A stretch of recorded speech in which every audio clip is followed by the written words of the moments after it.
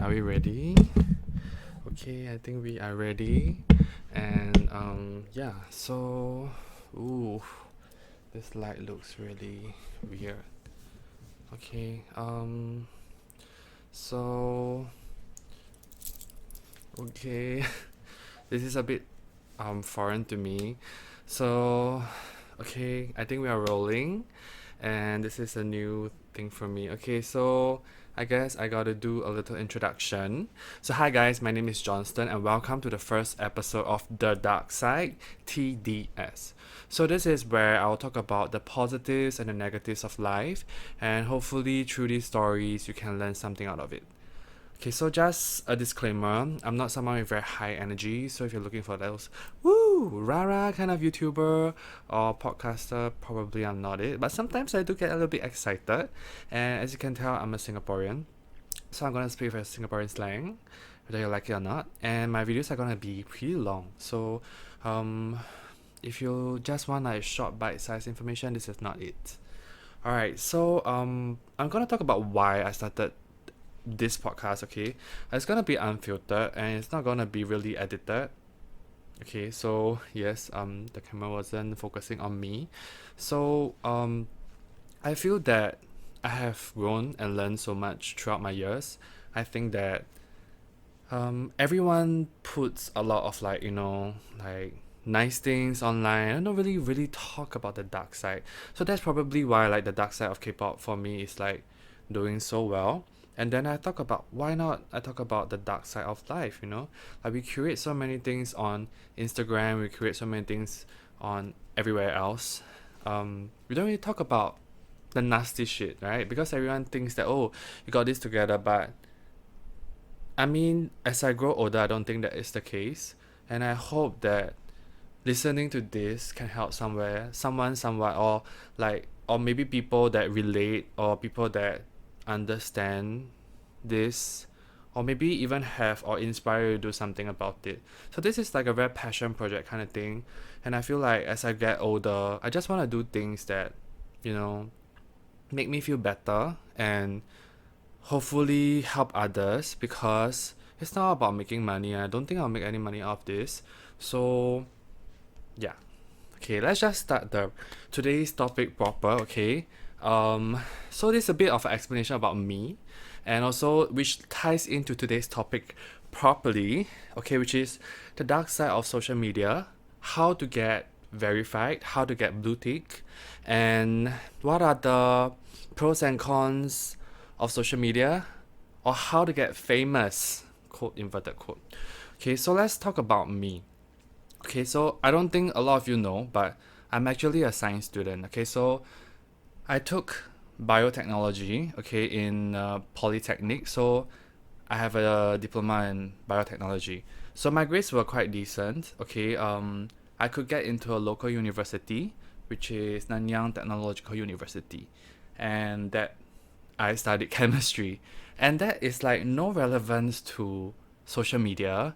How can this guy that like does makeup, stupid memes, or K-pop, dark side of K-pop, how did this guy from sciences jump into such a thing, right? So it goes down to when I first started off, I think in Instagram, I started using Instagram very long ago, probably 14 to 15 years. Okay, and then when I first started, just sharing like lame, like what have you eaten, showing off like, oh, I went off to this, I went to this place, oh, I went to USS, stuff like that. And then as it goes along, I realized that there was this thing called aozang. Okay, so people who are younger literally have no idea what the hell is aozang. So like aozang is like a Korean slang. It's like great face, cute face, and it has that very unique Park Boom kind of eyeliner. So if you're in that era, you get me. But if you are young, hey, just go and Google it lah. Okay, so that was the phase and the trend back then, and I felt like, oh, okay, maybe I can do that. So my style was very Japanese and Korean. I think more Japanese first because I was into cosplay.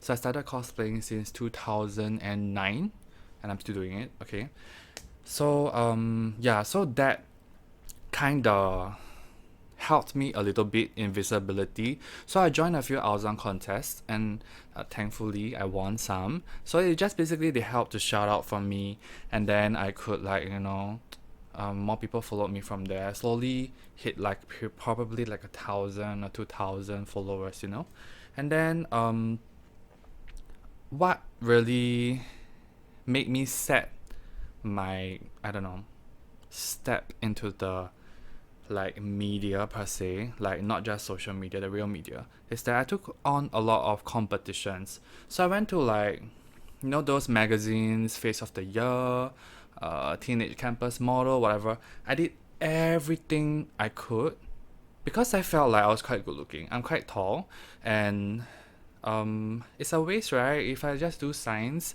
though that was my choice, but I knew my heart was into media rather than sciences. Okay, and then so taking part in these competitions, I was probably the first competition I took part was like 17 or 18, and then I did make it to the finals. So there were 6 of us with 4 prizes. Okay, and at the end of the day, I didn't even win anything.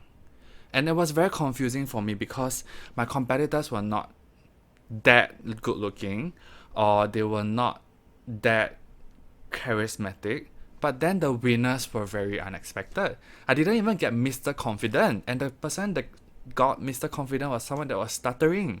Okay, I took it so badly upon myself, and I really just back then my friends were cheering for me, and it was so embarrassing for me for them to calm down and to witness me losing. Like the moment they announced the winners, I just went backstage and I just cried. I started crying, and I don't know how to face my friends because a lot of people would be like, hey, you definitely will win, you'll win, you'll win, you'll win. But the fact is I didn't, and it was so heart-wrenching for me. Okay, so because I thought that, oh, okay, it's gonna be a bit of roses, right? Everything's about, okay, you look good, you're gonna win, but no. So that was the first lesson I've learned, in which is that no matter how good looking you are or how perfect you think you are, you might not be what they are looking for. So even if someone has a little flaws here and there, someone has a little bit more like a diamond in the polish, they might want that because that fits their profile. Doesn't mean that you are horrible, doesn't mean that you're not good enough. It just means that you're not a good fit. And I need to learn that in the hard way. And I did not learn that in the hard way because I took on many competitions and I just keep disappointing myself. And yeah. But one thing that came out of that first competition, as I was crying backstage, there was this lady that came over who was the judge of cosplay. Okay, so she was judging this cosplay competition, and she said, hey, you know what, I'm looking for someone to cosplay this character for a boy band, and you fit his height and looks. Would you like to try this with us? I was like, okay, I've been cosplaying, I think back then for like 2 years or so, but not really good. And then she was like, you can just join us, we'll have a little dance, and we will have a little performance for their anniversary. Then I was like, wow, is this like a K-pop drama or what? Like, sure, no, like, and is this a scam? I mean, I gave her my number, and then I was like, okay, let's just see how it goes, one door closes, another door opens, right? So this was probably the door that was opening for me. So I went to their training, and then there were 5 other boys, and then I might recognize a few of them because they cosplayed for quite some time. And then I was like, okay, sure, let's just do this together. I think everyone was very passionate, everyone was very interested in this project. Okay, so we took a lot of photo shoots together, we did many things together, we tried to have a page for visibility, and then we started to get a lot of hate from the community, like trying to say that, oh, you're not good enough, you're ugly, like. And then because of the word, okay, like because of the name, I shall not say the whole thing, but there was the word prince in it, and because plural for prince is princess, right? So princess, it was mispronounced as princess, and then everyone's just laughing at it, you know. So it wasn't a very good it wasn't a very good start. But I enjoyed the practice, and I enjoyed the company, and I enjoyed the people that were there. Everything looked good, okay, because we had about like, let's say, half a year preparation before the actual thing. So we were practicing, we were cosplaying, taking photo shoots, and then because we tried to make visibility, there's 6 of us. Each of us will post a photo of ourselves, and it, not trying to toot my horn, but my photos were the most well liked, okay, most shared, most commented, most yeah.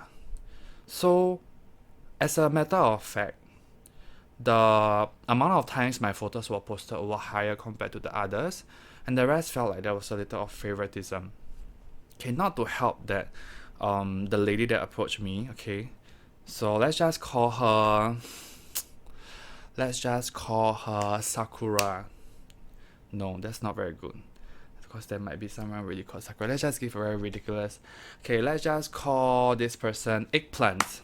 Okay, so Eggplant, right? Eggplant was the manager, and Eggplant was the whole owner of this business that wanted an anniversary party. So she took care of us. She's married. She has a kid. Okay, and she helps us a lot, like in terms of the makeup, in terms of like the costume and stuff. So me, Eggplant, and another boy, we became quite close, and we hang out quite often. Okay, so and because of this, right, a lot of people started to like talk about things like, for example, like, oh, you are like hanging out with a married woman so much, and it's like, oh, are you like what, sleeping your way to success and stuff like that, or like, oh, you're trying to favor her just because she can push you, stuff like that. So things were happening without me knowing. Okay, and then I know my boundaries, like I don't really and don't see her that way, and I don't think she sees me this way also. And then one time there was a party, like we had a yacht party, you know, like yacht photo shoot, right? And after the photo shoot, one of the boys brought us to the home, and then like it was just very uncomfortable, to the point that I think my face was very black, and then I just didn't want to talk. I was not my usual bubbly self. And then we left after that, and then she came up to talk to me and ask me about it. And then but there was another underlying factor which was lame. Like, for example, the people in the party didn't like my vibe. They think that I was too girly. They think that I'm too feminine, and that they just didn't like my presence there or whatever. I can't be bothered. But the thing is, like, they were talking bad about me. Okay, then fine. So one day, because mind you, this happened when I was like 17, 18. I was still studying in a poly. So, like, after my sessions for science class, poly, 9 to 6, I come to training after that at Scape. Okay, so I had to like train and stuff. Then just one of the nights after training, suddenly I was, back then we had MSN. Okay, so that's how a dinosaur I am. So we had a group chat, then we were chatting, and suddenly the guys came up to me and they were like, don't you think that she's spending too much time on you? And I was like, to be honest, I think she spent equal time with everyone. And I think you guys are just not very happy about me. It's not rather about the time the person spent with me. And then we talked a lot about like then some just low EQ people will be like, oh, you have so many photos posted. Then I say, well, it is for the group effort, isn't it? It is to let us have more visibility so that more people know us. Isn't that the entire point? Because it's a concert we're doing and there are tickets involved. Wouldn't you want more people to come? They hated the fact that their photos were not doing well. Then they were like, blame themselves. And back then, I felt like I was really attacked by like 5 random people. I felt like, wow, this is no longer fun. Like, I spend my time after school, and I have to face this after training. And not to mention this entire thing, it's just a passion project as well. I'm not getting paid, you know. I just want to dance with people, have fun, have a stage to perform. And then that was midway through the project, and I really felt like, wow, it wasn't great. Okay. So scrolling down, we finished the entire thing. Okay, we had fun. There was a J-rock band that was coming, and we were the opening act. Okay, so we had our group performance. I had my solo performance. Everyone had their own solo performance. There was that, and after that day, two guys left like immediately. So yeah, they had their own reasons for doing so, which I respect them for that. And the four of us remain. Of course, it'll be different, right? So, but with that opportunity, I was contacted from Malaysia to actually perform in Malaysia. Okay, so back in that was like 2011, 2012. Going to another country means a lot. Okay, and even it's just Malaysia. Okay, Singapore, Malaysia is very near, so going over there might not seem big to you, but it means a lot to me at 18 or 19. Okay, it was like, wow, like I'm getting recognition. I can perform overseas, and back then we were not so commercialized. Okay, there was no like posters or like photo books, postcards. There was nothing. So I went over with the intention to just perform. So there was some opening ceremony, and then we just went to that mall. I think it was like Tropicana Mall, if I'm not wrong. Okay, and then that was a great experience, although there were a lot of drama happening, which I'll talk about in another episode. And then so that was my cosplay segment. But I think when I was at my peak, you know what? Just as any other Singaporean guy, I have to go to NS, which is National Service. If you guys don't know, for a Singaporean guy, when you go to National Service, and that's 2 years of our life, and we have to cut our hair and then drop everything. And I felt like, wow, that was the shittiest moment because I think that I'm on a trajectory, and that was horrible. So, I had to cut my hair. I had to let go my ego. I have to go into the camp. And I got really, really tan despite not wanting to look tan. I got tan, okay? Like, it was so bad that my foundation looked like I'm a ghost, you know, like the Jerry meme, the Tom and Jerry meme with the wrong foundation but looks expensive. Yeah, I was like that, okay? I couldn't really do anything much, okay? And then, with that, 2 years have passed, so that's like 2014, 2015. So I got accepted to university, as I've mentioned, and then I had 1 year of a gap because I didn't want to go straight into university after my army. So I tried to build things again. Okay, then a lot of things happened. Okay, and then I was focusing more on social media back then. Then I do a lot of makeup back then, just like for fun, because eventually I left the group, okay, and I'll explain why in episode 2 why I left the group, okay. And then I started to focus on myself. I started to focus on Instagram. I started to focus on K-pop, okay, because when I was doing that Japanese thing, the manager or eggplant like refused to let me do very K-pop stuff. She felt like, you are doing Japanese stuff, you should do Japanese stuff. Don't mix Japanese and K-pop. That looks so freaking weird, and then like it just like, you know, it just dilutes your content. Like that's not it for you. But back then, as in, I'm very fair, okay. With very thin brows I look Japanese. With very thick brows I look Korean. But I'm Singaporean, okay? That's the funny thing. Okay, I don't really look Singaporean, but that's not the main point. I can look whoever I want with the help of makeup. So that's why I can do, and I think that, oh, is that a gift that I have, or is that something that I can practice on? Okay, so I tried to do many like K-pop looks, and then some people say that I look like RM from BTS, so that was helping. Okay, so that's when around 2 years later, to 2014, and then I don't know what I was doing. TikTok kind of just started in 2017, I think. So I just did a little lame video on TikTok, and then think back then I was already getting like about 10k followers. So it just blew up the next day. It was just a very lame song to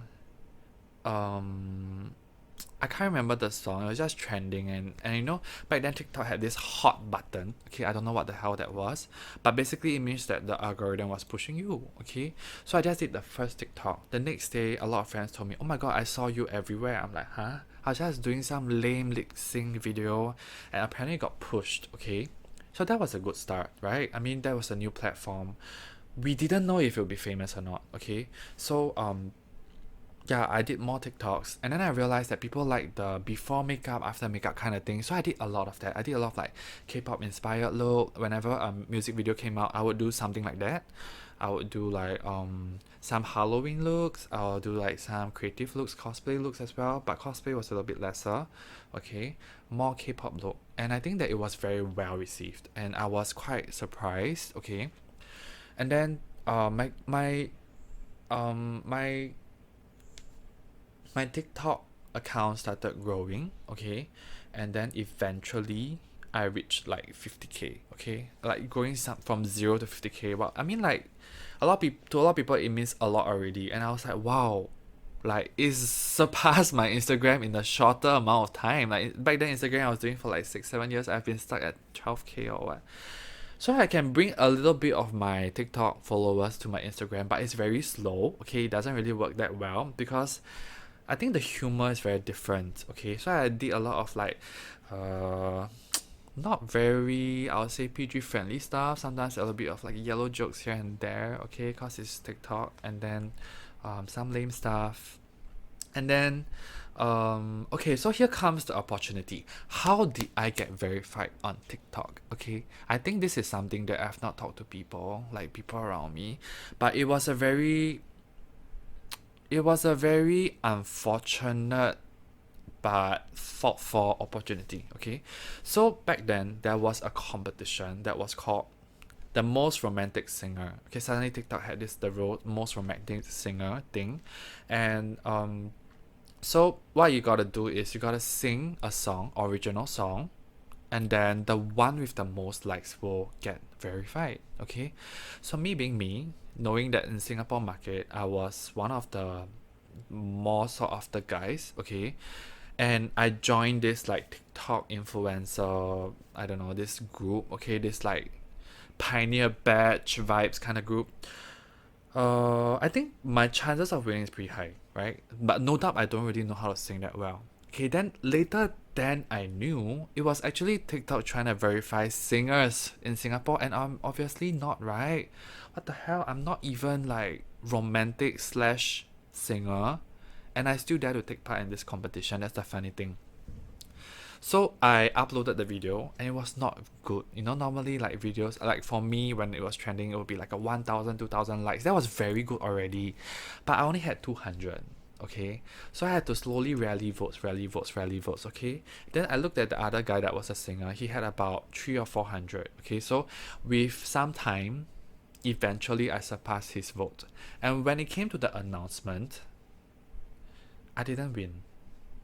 The guy that had lesser likes than me, he won. He was verified, and with 6 to 7 other singers, they were verified. Okay, but the context is I sang a very lame song. Okay, I sang "My Love for Fried Chicken" in Chinese. I don't know why I did that, but I did that, and um, it was very, it was very impromptu. I just say, "Oh my god, I love fried chicken.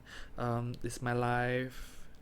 Um, yeah, I don't know if I can find it, but if I do, I'll let you guys know. Give me a moment.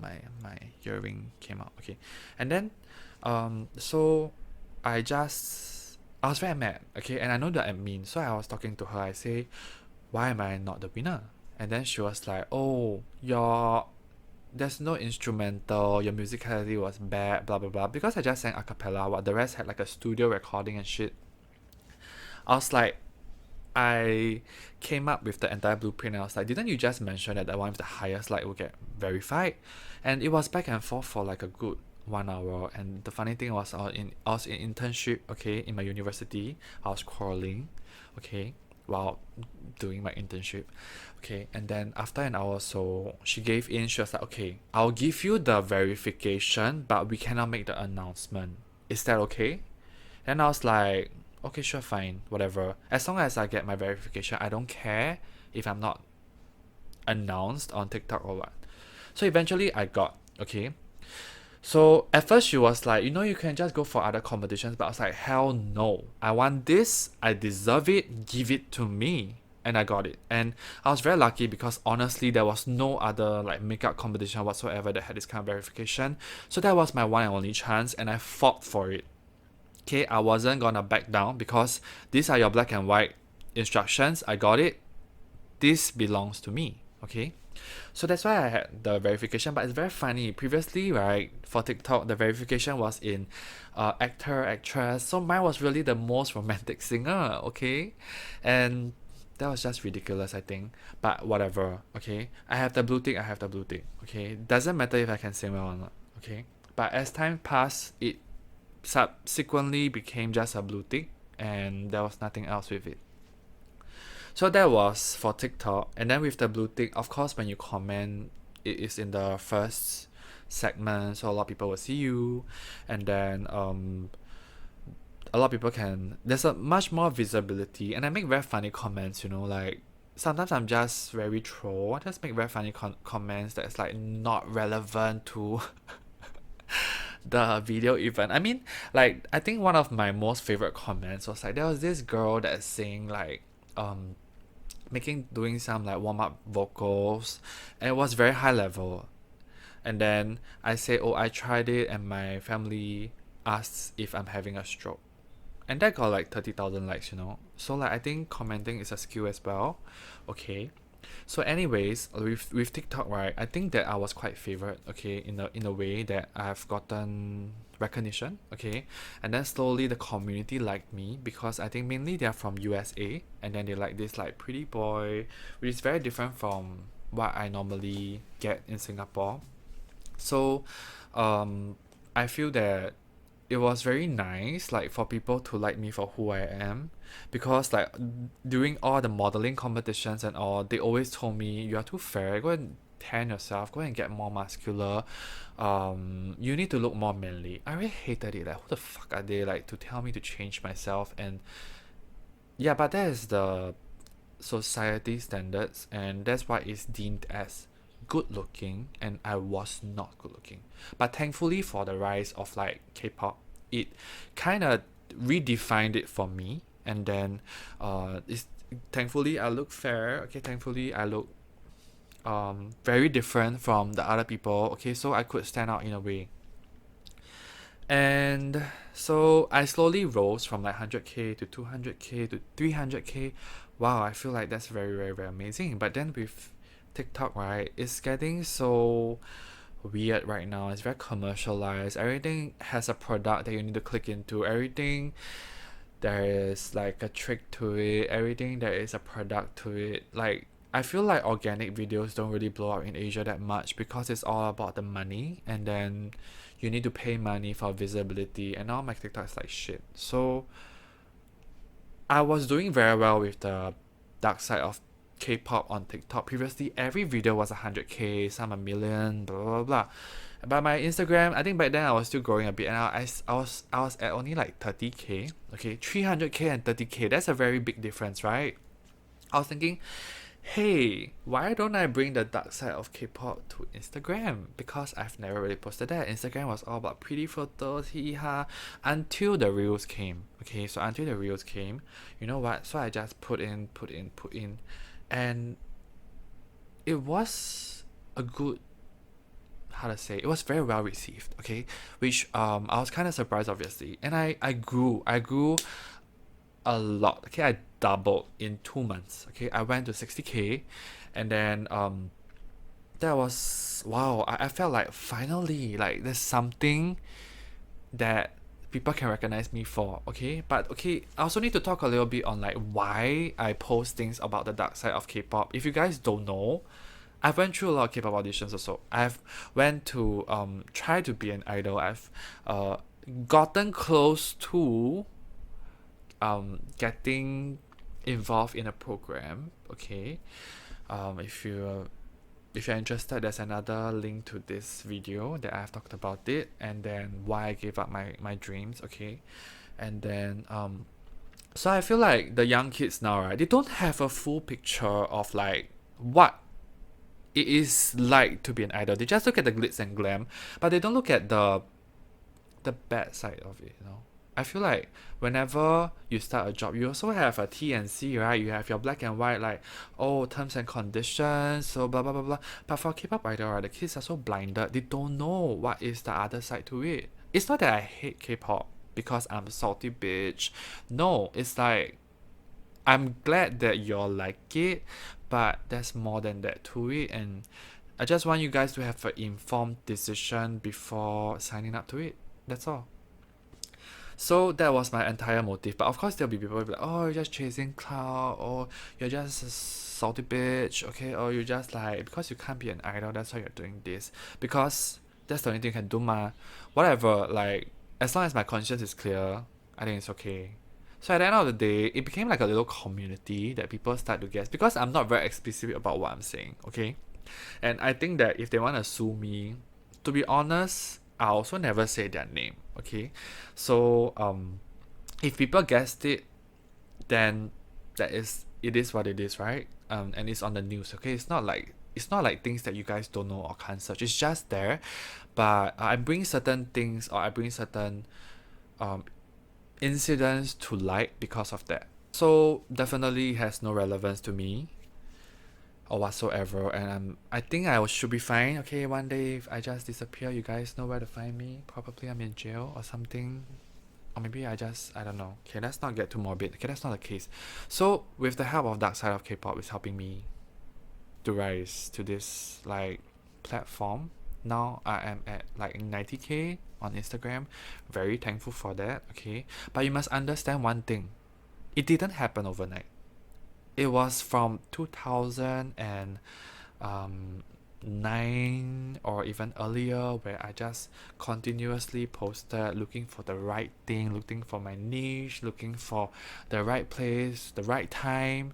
Sometimes it takes like what, 15 years, okay, to define success or what. I don't think I'm successful, but maybe to some of y'all you think that, oh, like 90k is a lot, like, but it took me that long, and I had seen people that raise faster than me in a shorter amount of time. And throughout these years, I felt so like useless. I felt like, wow, am I not talented? Am I not worthy of people's, like, I don't know, interest or something?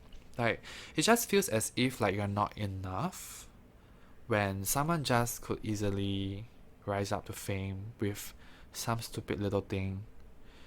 But I think as I get older, I realize that there's a right time to everything. And if you are not there yet, doesn't mean that you won't get there in the future. I think that maybe this opportunity only arise later for me, because I had to learn the hard way how to be a nicer person, how to appreciate people's liking for me, and how to really be genuine with the world. Like, probably when and if I had this fame, okay, when I was younger, I wouldn't appreciate it. Like, to the point that maybe I could be a bit stuck up back then, okay, and I could be like not wanting to take photos with people, thinking I'm some big shot. Okay, but that's partly because I had certain media training saying that, oh, you need to be very high up and very mighty, so it feels like someone cannot reach you. Like, just fuck that bullshit. I'm not going with that. Okay, I am going to be who I wanna be, and hopefully people like me for who I am, and not like this made up character. No, okay. I am sarcastic. I am have a twisted, dark sense of humor. Okay. Yeah, and I'm just gonna be that. Okay, I used to be very quiet and meek because I'm so afraid to say the wrong things and I have so many wrong things in my brain. But you know what? Life is short. Like, some people relate to the wrong things that I say. Some people thinks that the wrong things that I say is funny. Okay, of course I don't like go to the point of like, causing harm to any people. But it's just sarcastic and probably banter. So I realized that, hey, like, that is different from other people, right? Yeah, so I just try to be more of myself. So, that being said, I don't define myself as a successful influencer or whatever you call that. I don't really make a lot of money out of it. That's why I have a day job. I'm very grounded. Okay, I know that this is just a part-time thing, and sometimes it's like a lottery. Like, okay, you get certain campaigns, they pay you well, 4 digit, and then that's that. Okay, it's not like you. For me as a guy especially, it's not very sustainable. I don't get a lot of brand deals. I don't get a lot of exposure, but nonetheless, it gives me the authority to choose what I want to do. If I was in a company, that would be totally different. And I realized that sometimes, if what you do becomes a job, you might actually hate it more, and you might actually not want to do it because you are forced to do things that you don't want. So I'm having this balance right now where I teach. Yes, I'm a teacher, by the way. Okay, I teach online. I teach face to face, tuition. Okay, and then I earn enough, and then I spend the rest of my time slash money doing what I like cosplaying. Okay, like like making stupid reels and stupid TikTok videos. Okay, so that's what I can do. Yeah. So that's with the rise of TikTok. Okay. So as I mentioned in my cosplay career, I've mentioned that I stopped at like 2012 and it kind of died off. I left the place, so I focused a bit on K-pop stuff, and then at about 2018, I went back to cosplaying again. So I made newer friends because there were a lot of like rumors about me. So I will address that in the second episode, okay? And then there were a lot of shit about me, and I don't know. I just felt like I couldn't, and I won't feel happy in the environment, right? So I I stopped for a while, but at the end of the day, I still like anime. I still like, I still like dressing up as characters. I still like those pretty blonde hair guys. I do a lot of them, and I feel like it's a piece of art for me, like reinterpreting the character in real life. And if that brings joy to other people, that is the best praise, isn't it? Even if it's just one person, okay, that tells me that your cosplay is amazing. Thank you for doing this character, even though it's a very niche character, okay?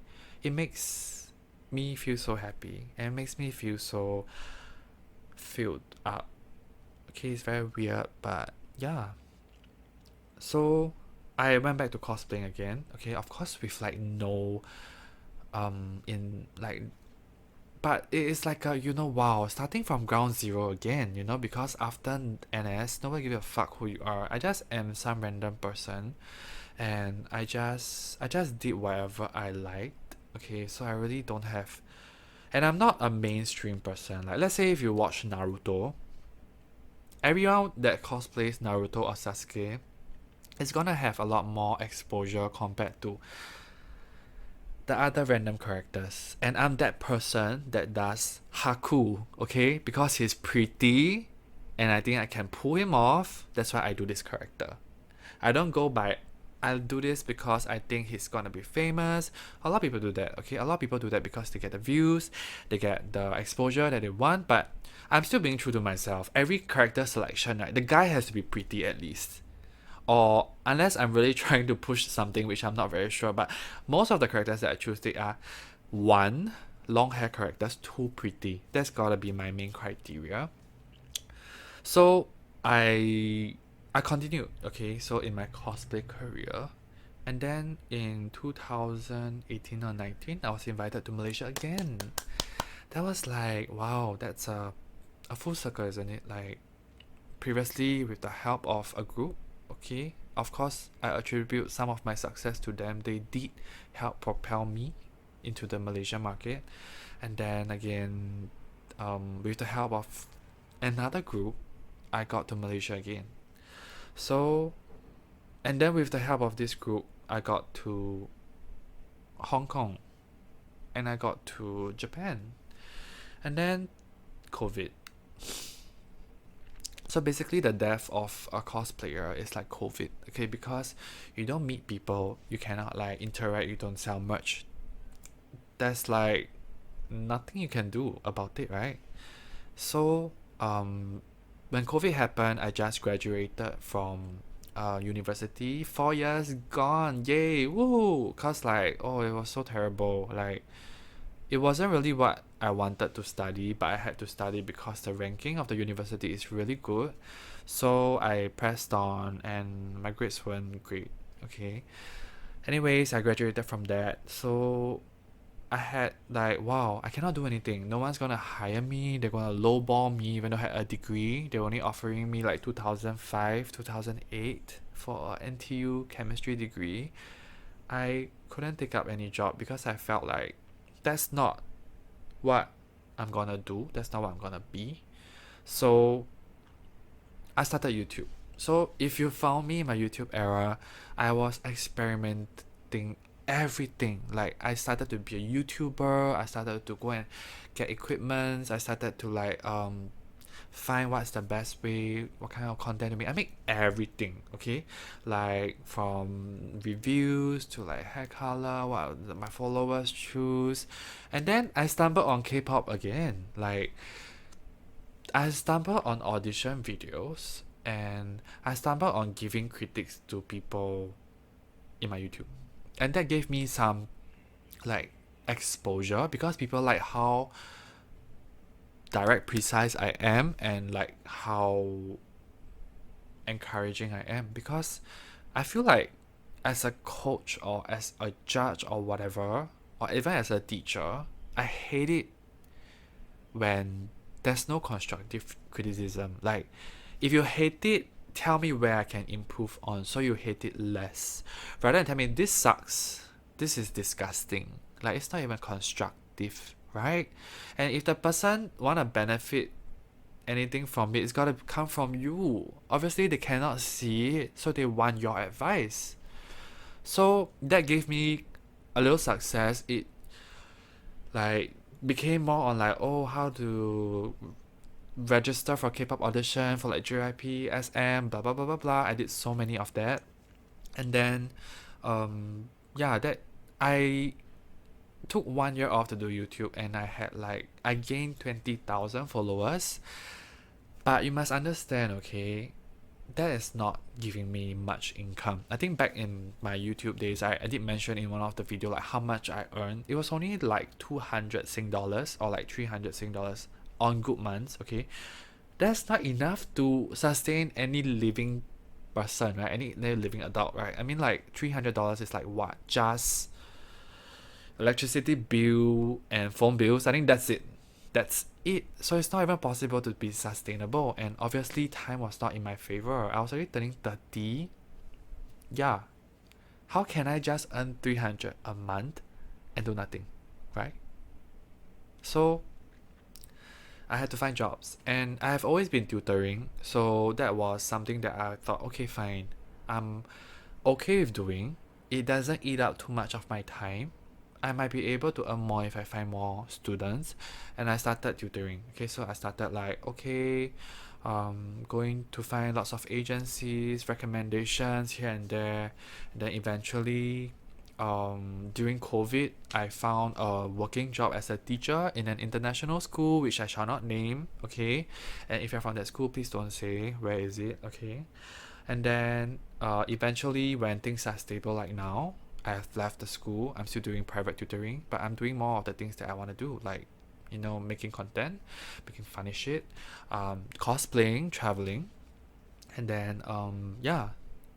So I think that um if there's anything I learned from this entire process of like going from like 0 to 90k followers, or like the rebirth of my cosplay like multiple times, really one thing that is important is determination.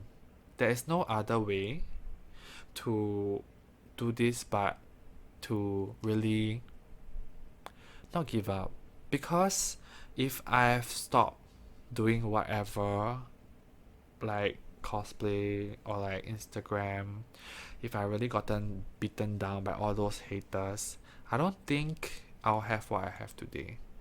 And it's very easy to not do these things, like, you know, the weekly uploads, or like to post on your story or whatnot. But I think every post, every character is an opportunity to shine. You don't know who's looking at it. You don't know the effect of it. And posting it more just gives you more chance of getting noticed. It's like it took me years, okay, for the dark side or whatever to evolve into what it is today. And had I stopped, okay, because they were saying you're a one trick pony, you keep using the same song, it's so boring, I wouldn't be here today, right? Talking to you guys on the dark side TDS. So I don't think, is it very superficial? I don't know, but I hope that if you're having a hard day, or if you're a content creator that's having a hard day, thinking that you're shit, thinking that you're not it, you're not popular, you're not creative, blah blah blah, look back at how much you have done and see your growth. Okay, cause if I look back at my first video, it was cringy as shit. If I look at my first cosplay, it was cringy as shit. But I stuck it through. I had 10 years of experience and more, very already. So I see my improvement. And if there's an improvement, and if it makes you happy, you should continue doing it. Yeah. And as I grow up, I feel like work-life balance is very important.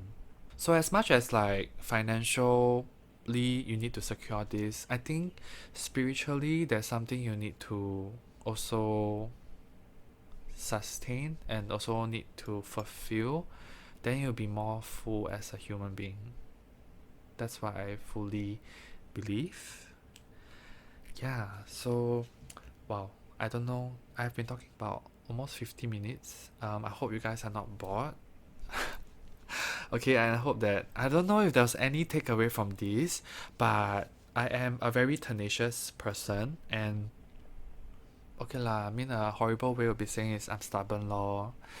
But I think that if you really want something, you will fight for it, right? Like, let's say if you're in the toilet, not in the toilet, you're on a train, okay, and you need to pee already. Like, you gotta go down the next stop, rush to the nearest toilet and go, right? Then why are you not having this drive if there's something that you want to work towards?